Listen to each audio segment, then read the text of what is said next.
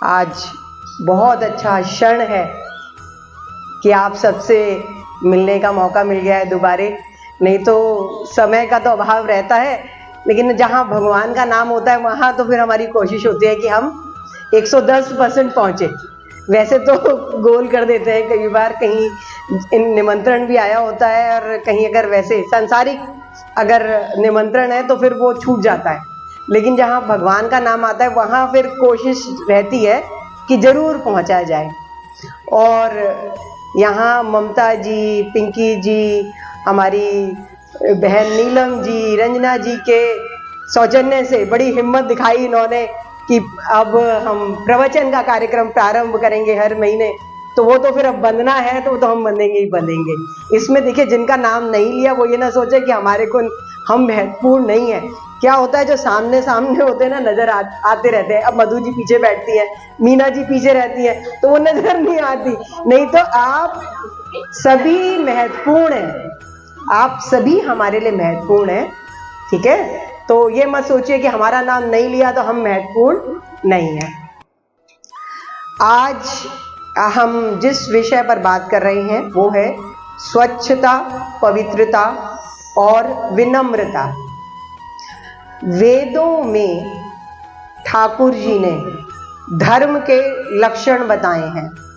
तो धर्म के वैसे तो 30 लक्षण हैं, जिनमें 5 जो हैं वो मुख्य लक्षण हैं, जिनमें ये तपश्चर्या, तपश्चर्या का मतलब क्या हुआ, स्वच्छता और पवित्रता, ये प्रारंभ में आती है। अब जैसे देखिए, हर जगह प्रवचन का अलग अलग हम विषय तो लेते ही हैं, लेकिन उसमें कई बार ज्ञान की बातें करते हैं और कई बार उदाहरण देकर ज्ञान की बातों को संपन्न कर देते हैं। लेकिन जो आज यहाँ पर हम बता रहे हैं वो हम कथा के माध्यम से, कहानी के माध्यम से आपको समझाएंगे।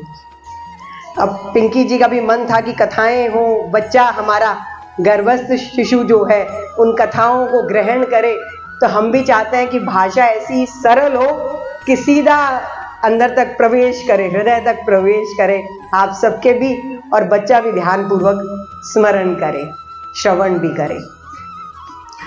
तो स्वच्छता, पवित्रता, विनम्रता, ये गुण ठाकुर जी कहते हैं एक जीव के अंदर होने चाहिए।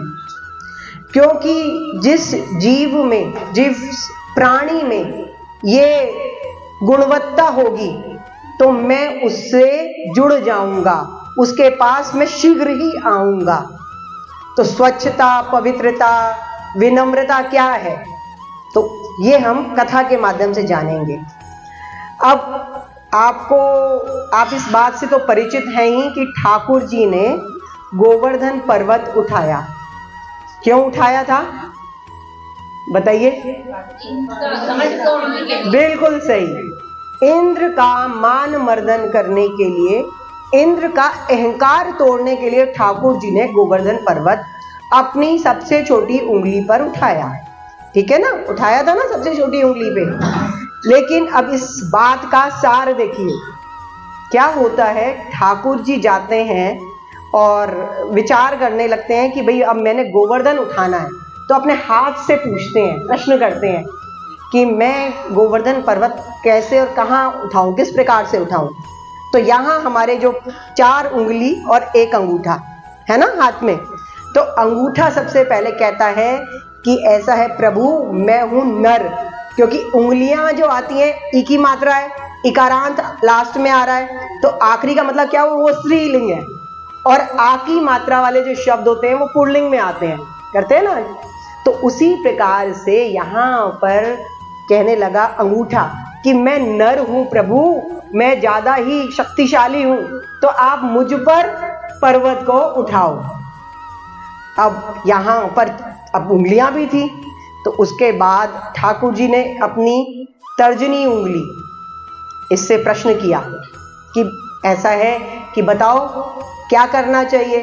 तो तर्जनी कहने लगी कि ऐसा है प्रभु, जब किसी को चुप कराना होता है तो मेरा ही प्रयोग किया जाता है बोलने के लिए, तो आप मुझ पर पर्वत उठाइए।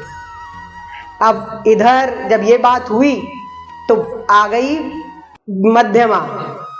मध्यमा बोली मैं इन सब में सबसे बड़ी हूं प्रभु और ज्यादा ही हिम्मत वाली हूं, तो मुझ में उठाओ वो पर्वत। और जब ये बात हुई तो अनामिका, दूसरे नंबर की फिंगर, दूसरे नंबर की उंगली, कहने लगी प्रभु सारे कार्य, सारे शुभ कार्य मेरे द्वारा होते हैं। लगाई जाती है ना बिंदी, तो मेरे द्वारा होते हैं, तो आप ऐसा है मुझसे उठवाइए, मैं उठाऊंगी। तो अब यहां पर कौन सी बची? सबसे छोटी उंगली।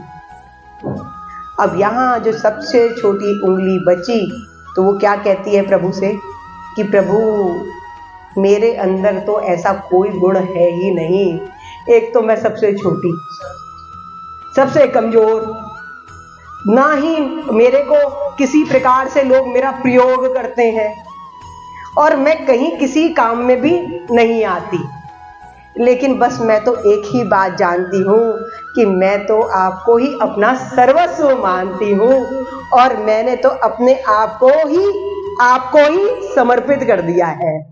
और जब ये बात बोलती है सबसे छोटी उंगली, तो ठाकुर जी प्रसन्न हो जाते हैं और प्रसन्न होकर कहते हैं तुम्हारी इस विनम्रता को देखकर मैं तुमसे प्रभावित हो गया हूं, तुम ही गोवर्धन पर्वत को उठाओगी। तो इसीलिए ठाकुर जी क्या कहते हैं, निर्मल मन जन सो मोहे पावा। जो निर्मल हृदय का है, जो कोई बात अपनी बुराइयां मुझसे नहीं छुपाता, वैसे तो ठाकुर जी अंतरात्मदृक हैं, सबके हृदय की बात जानते हैं, लेकिन जो अपने अवगुणों को भी ठाकुर जी के सामने प्रत्यक्ष प्रकट कर देता है, तो भगवान क्या करते हैं, जो हमने मधु जी के घर में बताया था शरणागति, कि भगवान के जो शरणागत हो जाते हैं और इस प्रकार से भगवान को जो कहते हैं कि प्रभु तवा अस्मि, मैं तुम्हारा हूं, तो भगवान उन्हें स्वीकार कर लेते हैं। तो बोलिए कृष्ण कन्हैया लाल की जय। तो ये गुण है